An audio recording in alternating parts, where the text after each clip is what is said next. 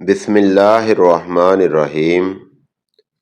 رسول اللہ صلی اللہ تعالی علیہ وسلم نے ارشاد فرمایا، قیامت کے قریب ایمان مدینہ میں اس طرح سمٹ آئے گا جیسے سانپ سمٹ کر اپنے بل میں آ جایا کرتا ہے۔ صحیح بخاری شریف۔ ناظرین کرام، یہ حدیث الفاظ میں مختصر مگر معانی میں نہایت گہری ہے۔ نبی کریم صلی اللہ تعالی علیہ وسلم ہمیں آنے والے زمانوں کی ایک ایسی حقیقت بتا رہے ہیں جو آج ہماری آنکھوں کے سامنے پوری ہوتی دکھائی دیتی ہے۔ نمبر 1، ایمان کا سمٹنا۔ ایک فطری مثال، رسول اللہ صلی اللہ تعالی علیہ وسلم نے ایمان کو سانپ سے تشبیہ دی۔ سانپ خطرہ محسوس کرے تو فوراً اپنے بل میں واپس آ جاتا ہے۔ اسی طرح جب فتنوں کا زور بڑھے گا، دین پر چلنا مشکل ہو جائے گا، حق پر قائم رہنا آزمائش بن جائے گا تو ایمان سمٹ کر اپنی محفوظ جگہ کی طرف لوٹ آئے گا۔ نمبر 2، مدینہ۔ ایمان کی محفوظ پناہ گاہ مدینہ صرف ایک شہر نہیں، یہ ہجرت کی سرزمین ہے۔ یہ نبی کریم صلی اللہ تعالی علیہ وسلم کی محبت کا مرکز ہے۔ یہ سنت کا قلعہ ہے۔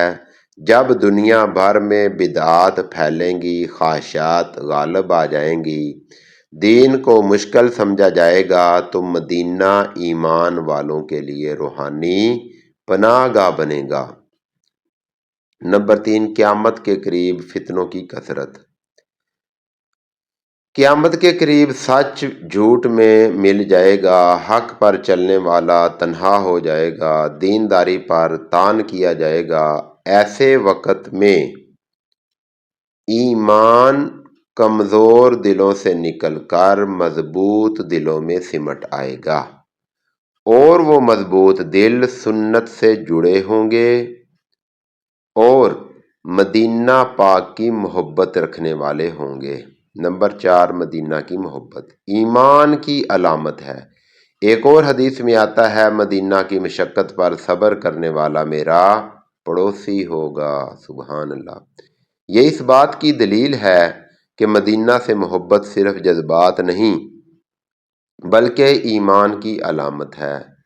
جو شخص مدینہ کی سنت کو اپناتا ہے، مدینہ کے مزاج کو اختیار کرتا ہے، جہاں بھی ہو مدنی مزاج والا بن جاتا ہے۔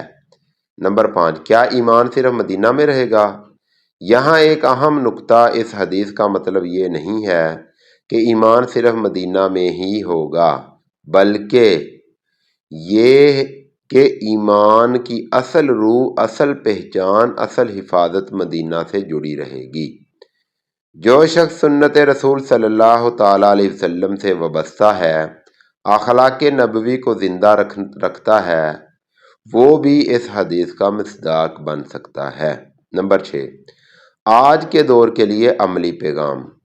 آج اگر ہم دین پر ثابت قدم رہنا چاہتے ہیں، فتنوں سے محفوظ رہنا چاہتے ہیں، تو ہمیں سنت کو مضبوطی سے تھامنا ہوگا، مدینہ کی محبت دل میں بسانا ہوگی، نبی کریم صلی اللہ تعالی علیہ وسلم کے طریقے کو زندگی بنانا ہوگا۔